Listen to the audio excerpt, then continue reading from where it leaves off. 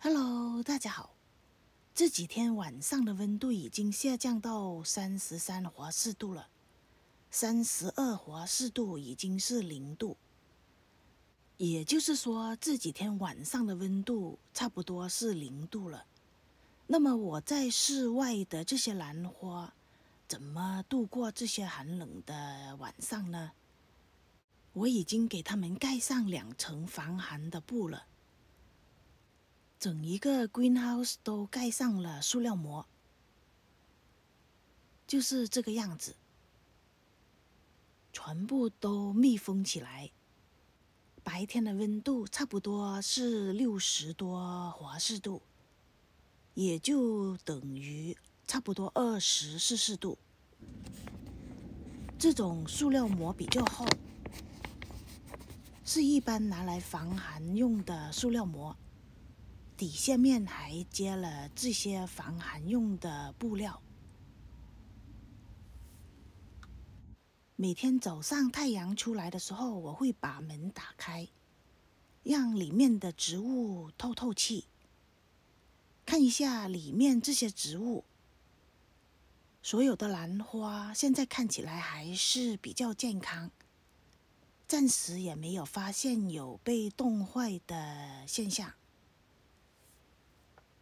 这里有国兰、大花蕙兰、卡特兰、文心兰、石斛兰。今年这些兰花没有搬到室内，全部都放在这个绿屋里面。我好像看见有一颗卡特兰长花苞了，看一下，长出了3个花苞。在这么寒冷的天气还能长出花苞，还是让我非常惊喜的。前面有一棵跳舞文心兰，也长出了长长的花梗。看一下这些花苞，很快就能开花了。去年冬天，我有好几棵卡特兰被冻死。今年呢，希望它们能安全的度过严寒的冬天。这些是我的铁皮石斛，下面这些都是各种各样的石斛兰、卡特兰，还有叶夫人等等。里面的空间非常的小，我尽量把所有在外面的这些兰花都放进去。现在里面的温度是67华氏度，应该是18摄氏度左右吧。今年为了给这些兰花保暖，买了这个暖气炉。这种暖气炉是特别给这些室外种植植物的 greenhouse 用的。已经用了几天，效果还是非常的满意。它的温度是可以自动控制的，只要设定好温度，只要温度低于设定好的温度，它就自动的开。比如说把温度设定在60度，如果里面的温度降到60度以下，它就自动开。到了60度之后呢，它就自动的关了。操作起来也比较简单，只要温度低于设定好的温度，它就会开了。高于设定好的温度，它就自动的关。给绿屋保暖的方法有很多，我在网上查询了很多博主的视频，比如可以用几个黑色的塑料桶装满水，白天黑色的桶会吸热，到了晚上它就会散发出来。也可以放一个大桶堆肥，堆肥也会发热，里面的温度会比外面的温度高几度。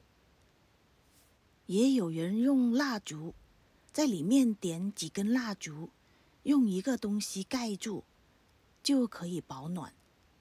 也有人分享他们用包装用的 bubble wrap， 就是那些用来打包的有泡泡的那些塑料，把整一个鹿屋盖起来。这棵卡特兰也长了花苞。刚才说的那几种保暖的方法，不太适合我这个小绿屋，里面的空间太小了，密密麻麻的摆满了兰花，想摆其他的桶啊，或者是堆肥的，根本就不可能。所以呢，还是决定买了这个暖炉。白天的温度一般在60°C左右，也就是应该有18°C吧。